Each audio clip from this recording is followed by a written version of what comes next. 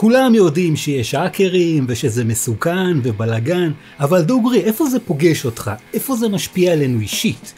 קחו לדוגמה תשלומים במובייל. בכל אייפון ואנדרואיד יש אפליקציה שמחליפה את כרטיסי האשראי, ובחנויות משלמים עם הטלפון. זה נוח, ארנק עושה דיאטה, התחת נראה סימטרי, כולם מרוצים. אז קבלו, ברגע שעשיתם תשלום כזה, האקר יכול לשתות לכם את הכרטיס והכסף והנשמה. אתם מבינים, כשנרשמים לאפליקציה, הרי מזינים את פרטי האשראי שלכם, והם אמנם יושבים בענן, בשרתים בונקר של אפל וגוגל, אבל האקר לא צריך לפרוץ לשם, רק לטלפון שלכם.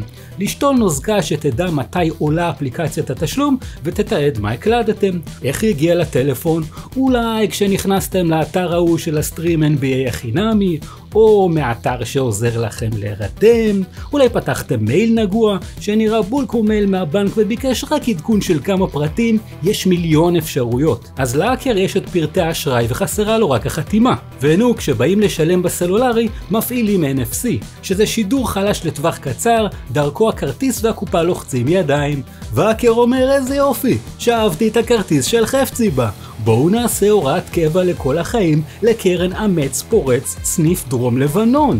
בואו נמכור את הכרטיס לפדופיל בסין שרוצה לשלם על זוועות בלי שיעשו לו follow the money. מקסימום יעצרו את חפצי. בואו נסחט רשת סופרמרקטים ונגיד שאם לא תשלם לנו הון נחשוף רשימה של 1,000 חפציבות שקנו שם ועכשיו יתבעו אותה. ולא רק. הרבה ישראלים בכלל לא מכבים את ה-NFC, מחפת להם הסוללה תחזיק, ופושע מקומי יכול לשים משדר, למשל בעמדת כניסה לקניון, ולשתול נוזקות לכל מי שעובר. אוקיי, זה מה שעושים הרעים בסיפור.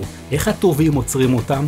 חוקר הנוזקות ינתח את הפריצה, יהנדס לאחור את הנוזקה שהופעלה, ויבין באיזו תורפה ישתמש הפולש, והאם הותקנה בטלפון, בקופה, ואם יש גם רכיב פיזי. המתקפה תנותח גם בידי חוקרת מודיעין סייבר, שתקטלג את הנוזקה, תאריך כמה המתקפה נפוצה ומה היא מסכנת. במקביל, צוותי פיתוח בחברות אבטחה יעדכנו את מוצרי הסייבר שלהן, כך שיחסמו את הנוזקה אוטומטית גם אצל החנויות והמסופים, וגם אצל יצרני המובייל והתוכנה. עכשיו כל התעשייה תתחיל להתחסן נגד הסייבר ג'וק הזה. יבוא ארכיטקט סייבר ויבנה תהליך לשילוב שדרוג האבטחה בחברות השונות. ואיתו תבוא מתודולוגית סייבר ותדאג שהשדרוג לא יתנגש עם הפעולות השוטפות בחברה. בכל זאת, החלפנו מנעולים, יש סיכוי שמישהו ייתקע בלי מפתח. סיימנו? כמעט. עכשיו תבוא בוחנת חוסן, פנטסטרית, האקרית על מלא, ותנסה לפרוץ ולוודא שהחיסון מפני נוזקת האשראי עובד.